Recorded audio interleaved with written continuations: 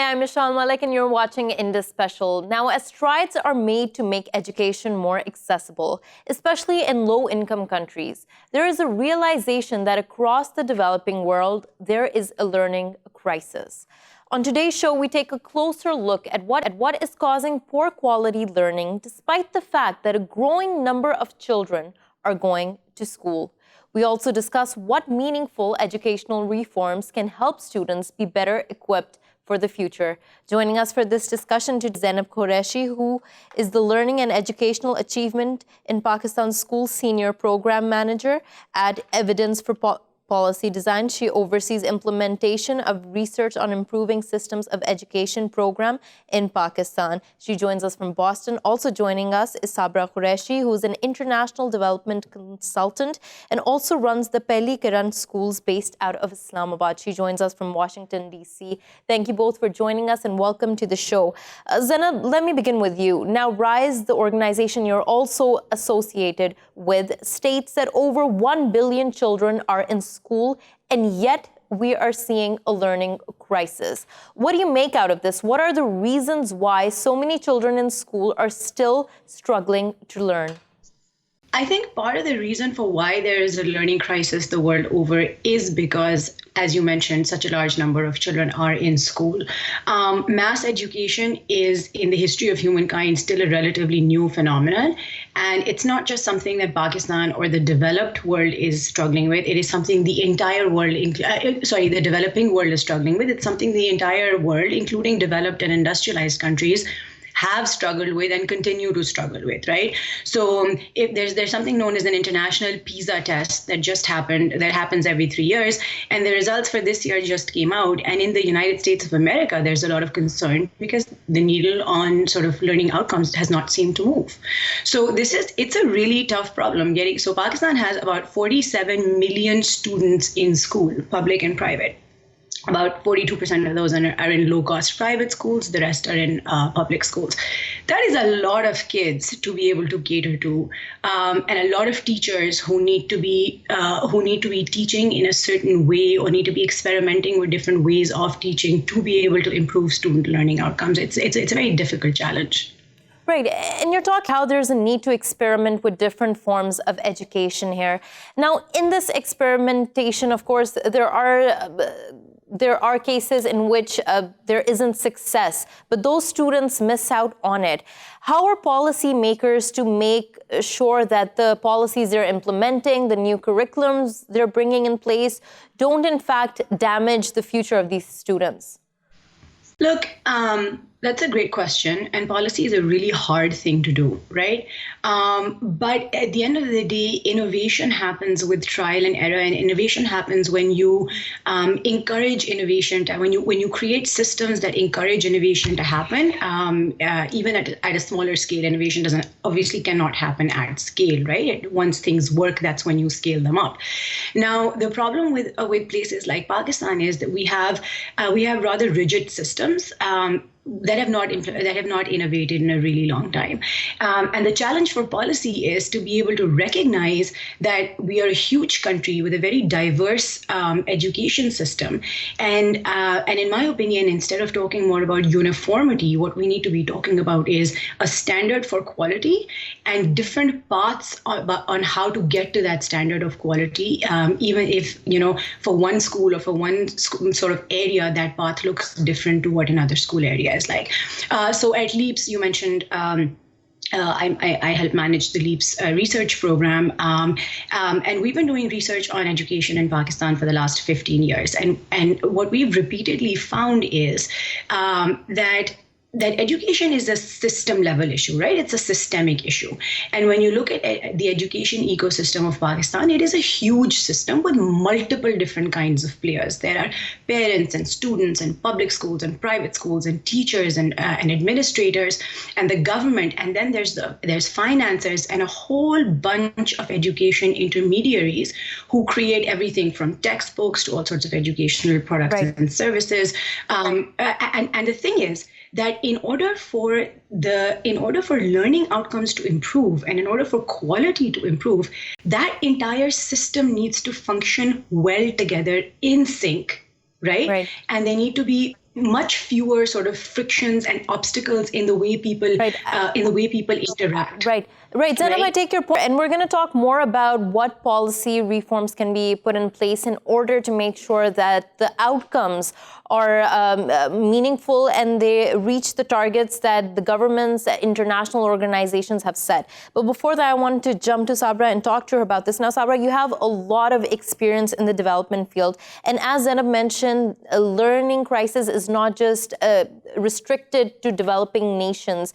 It's a problem all over the world. What is the one common theme? She mentioned that it is mass education, more and more students are being enrolled. But other than that, can you tell us what you think is causing for this crisis to be exacerbated? Thank you, Meshal. Great to be on your program.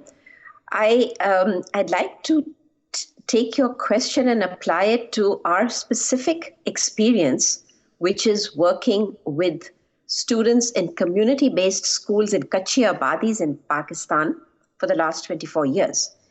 And one of the biggest learning experiences for us in this journey has been to customize the learning experience for the child. Learning happens when the child's mind is open to that and the child is interested and keen to learn themselves. We bring children to schools, but we do not know how to handle them, and we treat them all as one big homogeneous group. Sabira, sorry to interrupt here, but one thing that I do want to juxtapose the case you've mentioned to is the more globalized context. So our viewers all around the world can relate to the problems they're seeing in their own communities. Now, when we talk about the United States, that's a case that Zainab put forth. Have you been able to identify, with schooling systems being up and running for so long now, public schooling existing widely, what are some of the main problems over there which cause for students to suffer when we talk about learning? So we're talking about like a global system, but I'm trying to link the macro with the micro. So when we talk about problems, I think we also come back to the specific context in which these schools are operating. And I think it's very important to understand that context in order to be able to analyze the problems that are occurring within each of these different contexts. Right. So you're mentioning context here specifically. Now that brings to my mind a question, and I want to put this to Zainab as well, and you, of course. Now, we talk about globalization taking over. We're talking about students, of course, them having to have skills which are compatible with the global environment. Is that able to happen when we also have to make sure that our educational systems are contextualized, they are localized? If you're asking me, yes, absolutely they do. And I want to jump back a little bit to your previous question. And I want to say the biggest underlying issue with schooling systems worldwide, globally, and this is a global problem across the world, with the exception of a few rock star countries that seem to have cracked the code on how to do quality mass education. But worldwide, the problem seems to be the schooling system as we know it today was designed more than a century ago for the industrial age. It was designed, it was basically, they copied the factory-based system, which took lots and lots of raw material, i.e. students, classified them into groups based on age, which makes sense in some ways, but completely does not make sense in other ways because students have varying abilities. And then they just had this standard curriculum that was supposed to be imparted at the same time to everyone at the same level. Now, students are human beings. The brain works differently. Every child learns differently. Every child has different interests. You throw 30, 40 students into a classroom, teach them the same thing. Teachers are not trained to cater to the needs of independent children. They don't understand how cognitive development takes place in the mind. And you come out at the other end with a few who learn and the majority who don't. And you question, well, what's wrong with our education system?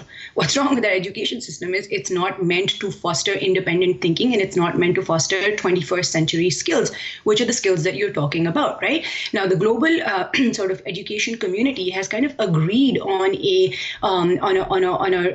group of skills known as the 21st century skills that include everything from critical thinking and creativity to collaboration and being able to work together and learn independently and in groups, to things like financial literacy and technology and awareness about technology. Are schools teaching that? They're absolutely not. We're barely able to teach functional literacy. We're in fact not able to teach functional literacy and functional numeracy to the majority of our children. Zainab, now, with everything that you're saying, one question that does come to my mind is that, do these two goals clash? Trying to impart more and more education to more children, and then trying to impart education which is, of course, taking into consideration children's varying abilities, what their mindset is like, what their aptitude is like. Are these two goals clashing? Can they be compatible? I mean, look, of course they can be compatible. At the moment, there is definite tension. But yes, they can be compatible. But in order for them to be compatible, the entire system of education needs to be rethought, right? The structure of schooling needs to be rethought. How kids are sort of classified into classes or grades needs a little more thinking. And there's a lot of exciting experimentation happening all over the world. Places like Finland and Singapore, to quite an extent, have sort of are way ahead of the curve in terms of getting the majority of kids to learn a lot more than the rest of the world is. So I think there's a lot of lessons to be learned, and I think it is definitely possible. What it needs is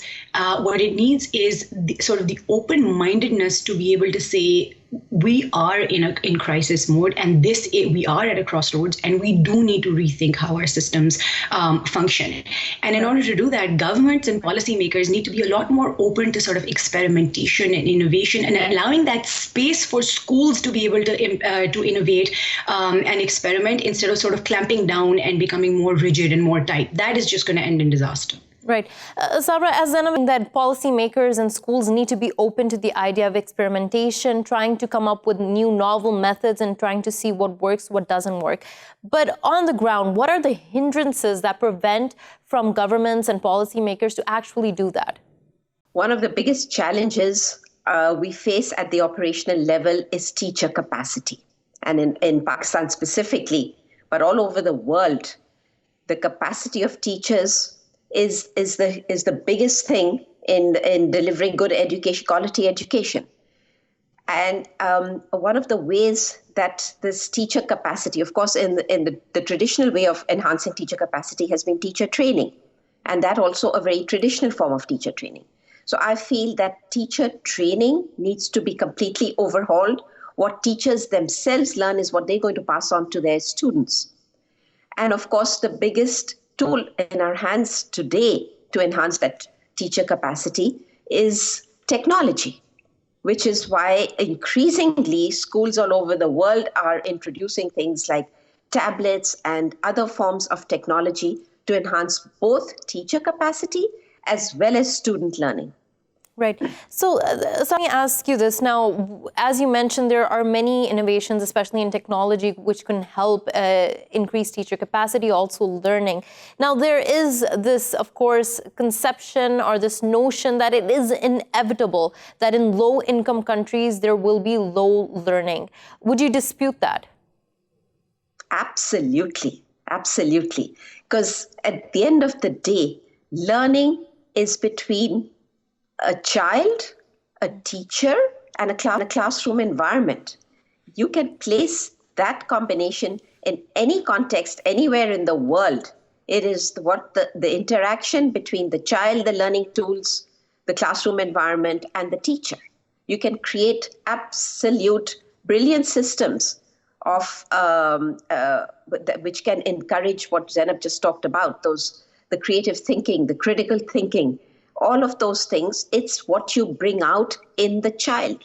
Even with limited resources, we have been able to show. We introduced the Montessori system, which works well in communities with underprivileged children.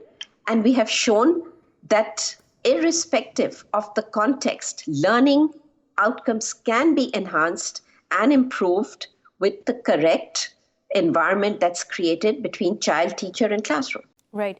Zainab point specifically, the environmental factors that can be improved and easily perhaps improved. What do you feel like can be done about that, especially when we're talking about countries which cannot exhaust too many resources? When you say environmental factors, I'm taking that as sort of the system as a whole, and what can be done to sort of encourage or catalyze innovation in the system as a whole. And I think, like I said, openness to different ideas. So, for example, I'll give you an example of a project that we're working on and something that we've been pushing for a while. Right? We did this large research study, and we found that that some of the big hindrances to low-cost private schools as well as also to low-cost public schools, but low-cost public schools have a bunch of other issues also, but especially to low-cost private schools, was that schools did not have money to invest in quality enhancing inputs. And even when they did have some money to invest, quality enhancing inputs did not really exist for the low cost market in Pakistan. So when you talk about teacher training, you talk about great textbooks, you talk about ed tech, you talk about all sort of the inputs that go in to help create a better system, doesn't really exist at a price point that most schools can afford. So what we did was we said, okay, well, what if we were to encourage setting up an active marketplace where schools can come together and you can have a bunch of suppliers and a bunch of innovators come in and you connect them and you link them and you say, okay, well, different schools have different needs. What if they were to go out? What if they were to have a place where they can actually go and find suppliers that cater to their needs and find solutions that actually cater to their context, their teachers and their students. And what we've seen is there's been a huge response. I mean, we're in very, very initial stages right now, but there's been a huge response and a huge sort of demand for more goods. And I mean, these would be cheaper goods or even public goods that would be made available, right? So in terms of public policy, opening up markets, making financing available, making other options for schools available where they can actually go out and purchase products at affordable rates, that would be huge in terms of how that would sort of catalyze innovation within the schooling system. Right. Zainab, I want back to a point you mentioned earlier, and I feel like it's worth going back to. You mentioned the fostering of critical thinking. Now, of course, when a system is in place, it is a well-known fact that it is in place because it benefits a certain group. Critical thinking, along with other things, would in fact challenge that. Do you think it's possible then to expect or hope for a radical change in the system which would suddenly favor children to prosper in this way? I mean, it's going to be a slow change, but I think at the end of the day, any country, any society that wants to progress and to prosper and to bring up the entire population, not just a very small elite that already has a fantastic schooling system working for them, has to do it. So you either have a country of 200 million people, the majority of whom are not particularly productive, or you make a decision as a collective society, a society-wide decision where you say we are going to improve our human resource, and then you do what it takes to improve that. I mean, right. That's a decision that has to be made if you want to prosper in the 21st century. Right. Now, when we're talking about productivity and how that can be increased, now, that, of course, means trying to align skills with the upcoming challenges, especially when we talk about environmental challenges, other socioeconomic challenges. Do you feel like the school systems are being developed in a way to deal with these future issues?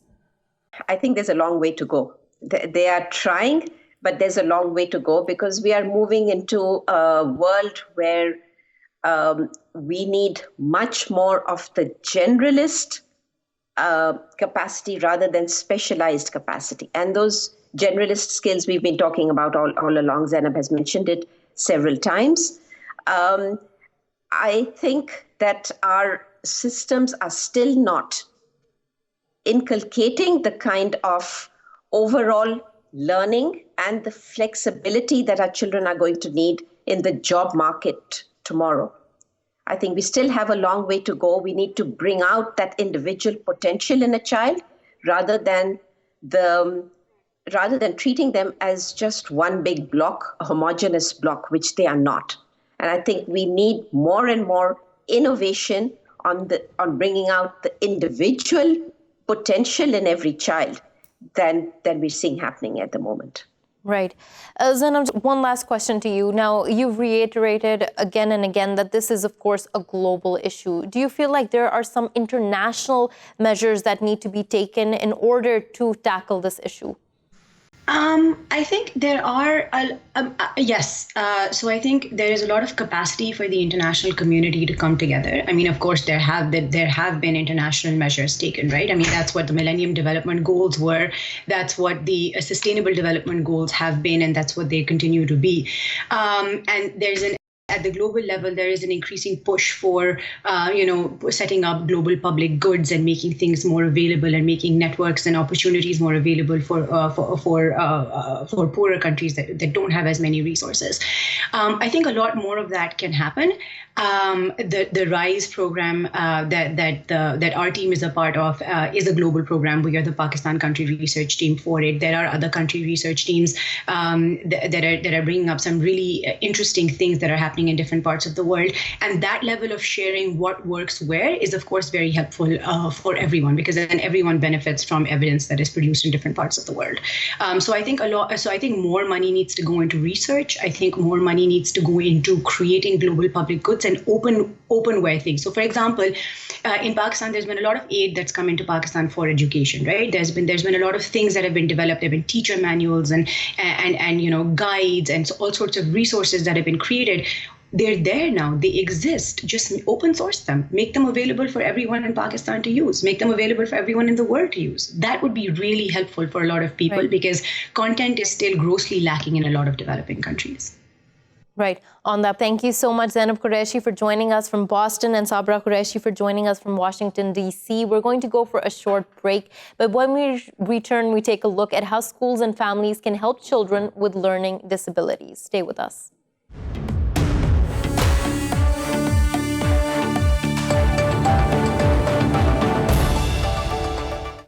Welcome back to the show. Earlier in the show, we took a look at how educational institutions can be improved in terms of learning. But another important aspect to look at when we talk of learning is how to make the process inclusive for all types of students. Learning disabilities often act as barriers to learning, especially for young students. On the show today, we discuss what these disabilities are and how can teachers and families help assist students struggling with them. Joining us for this today is Peter Kinderman, who is a professor of clinical psychology at the University of Liverpool. He joins us from Liverpool. Also joining us is Dr. Uzma Masroor, who is the head of department at Air University, Islamabad, and consultant clinical psychologist. She joins us from Islamabad. Thank you both for joining us and welcome to the show. Mr. Kinderman, let me begin with you. Now, when we're talking about these learning disabilities, it's a term often used sometimes frivolously in the classroom amongst people, but there is little understanding of what it actually means to have a learning disability. Could you take us through that? Sure. So part of the way to understand this is to be open to the idea that children and indeed adults have a huge range of different difficulties that can interfere with their learning. So I think in the past, people assumed either that kids were either on the one hand normal and on the other hand had a disability, or perhaps that there was a very simple idea of IQ or intelligence, and some had normal IQ and some kids had low IQs, and that was kind of it. And then following from that, if your child was assessed as being of low intelligence, or sometimes people even used phrases like edgy subnormal or having special educational needs, then they needed to be taught separately.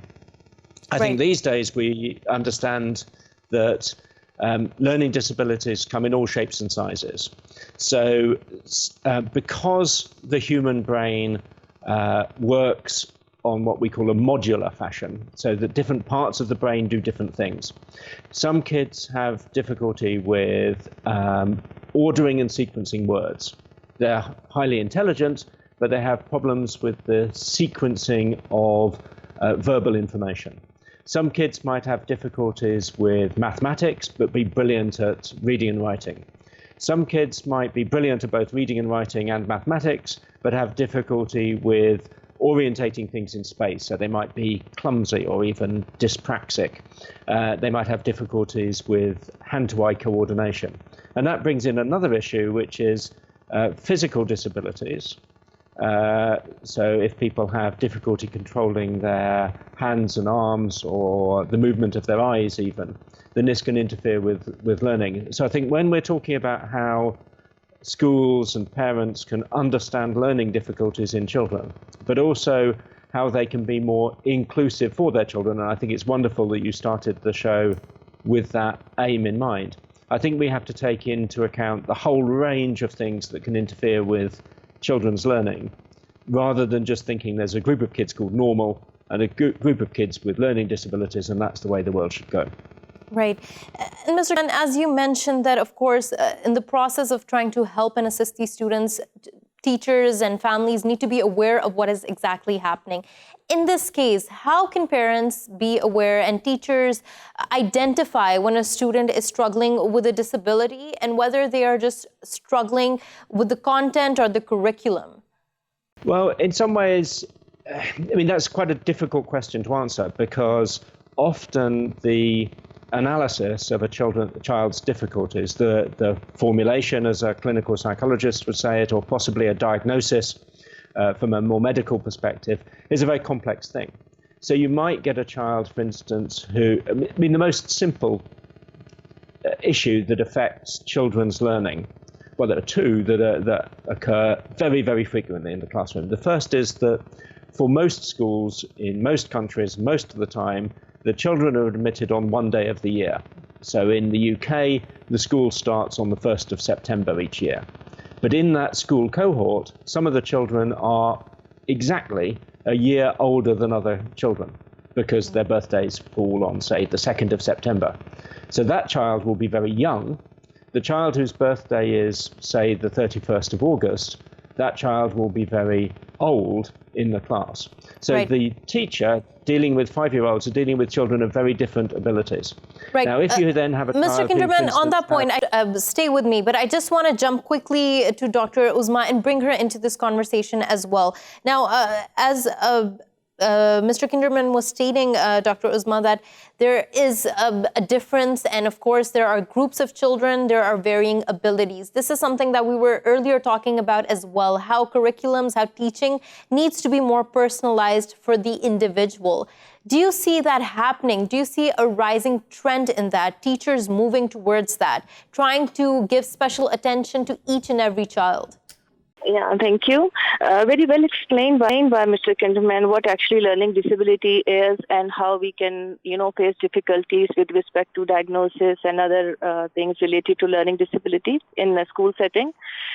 While talking about the system in Pakistan, unfortunately, the main thing I see missing is the awareness regarding what actually learning disability is.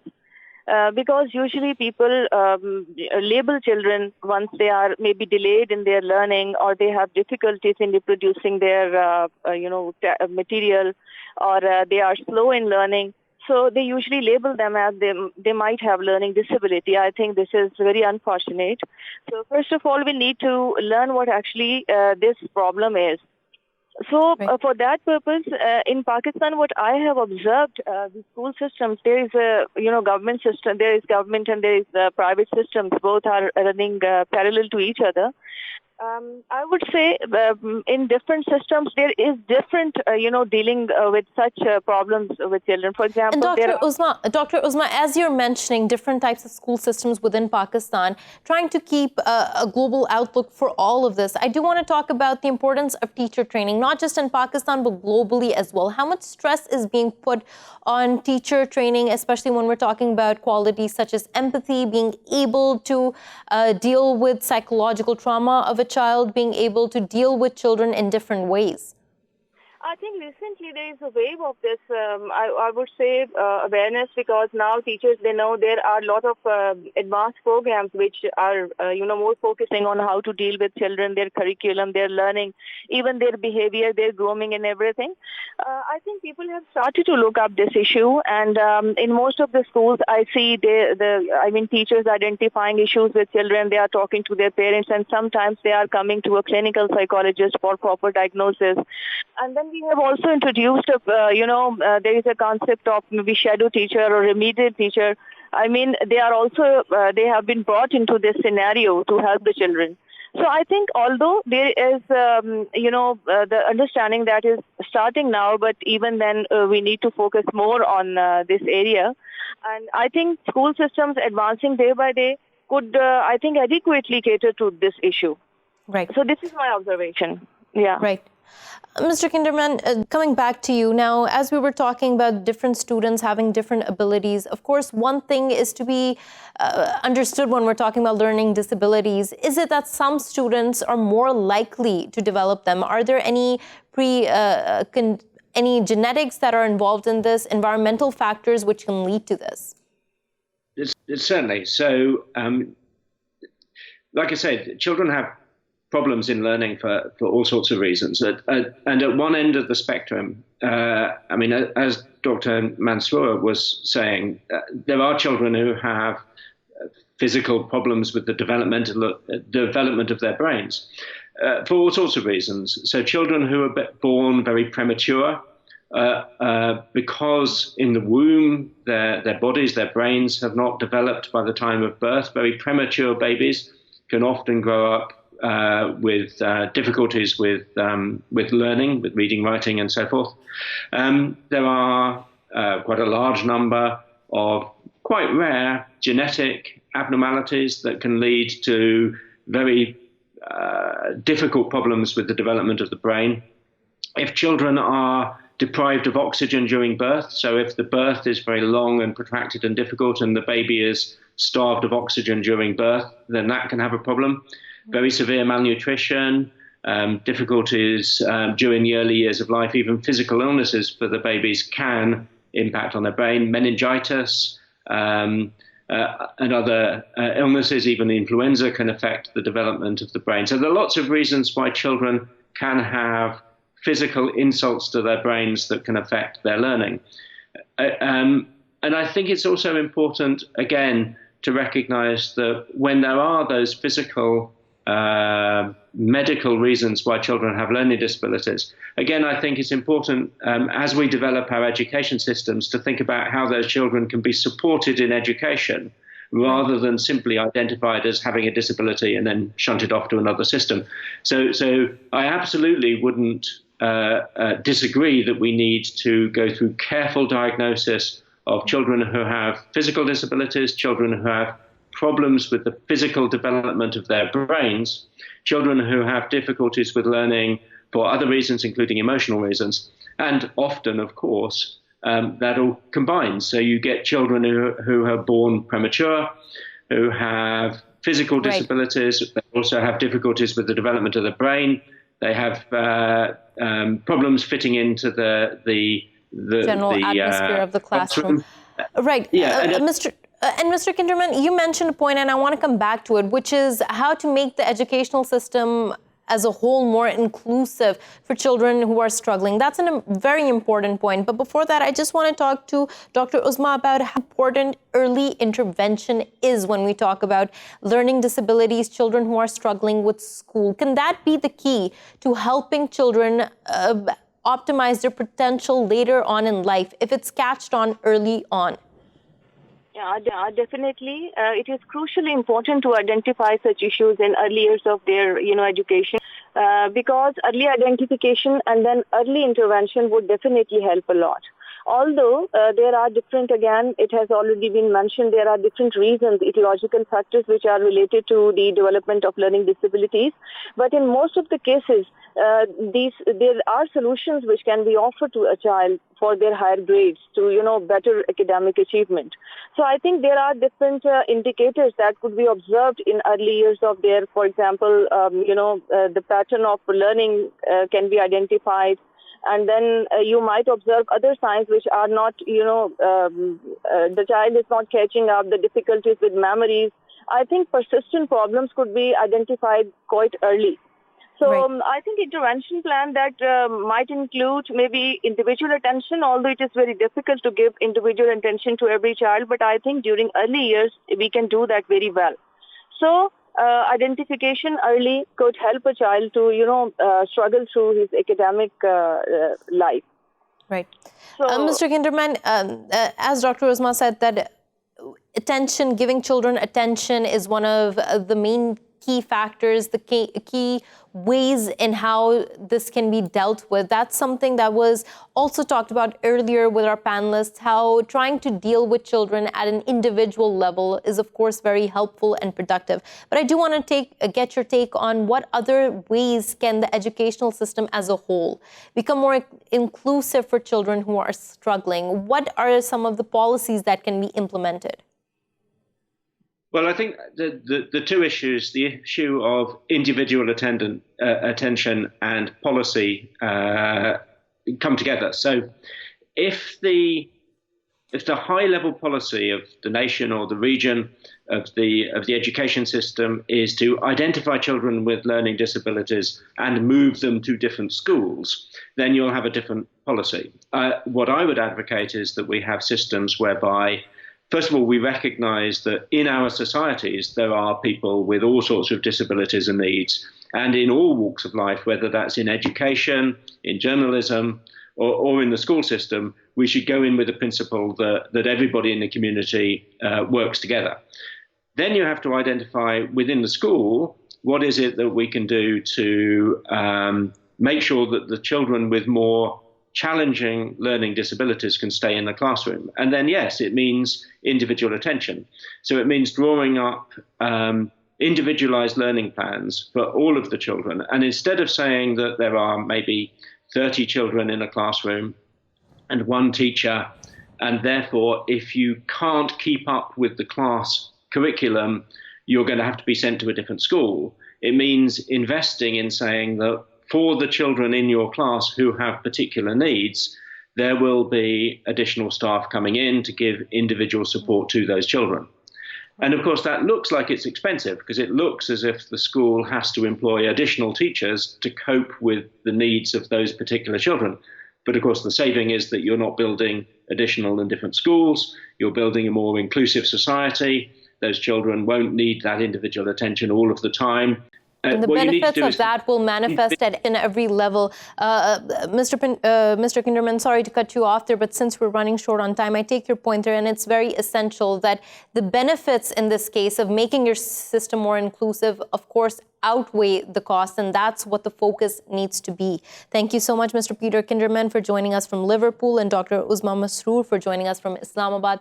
Thank you for watching Indus Special. We will see you again tomorrow with more stories. Till then, goodbye and take care.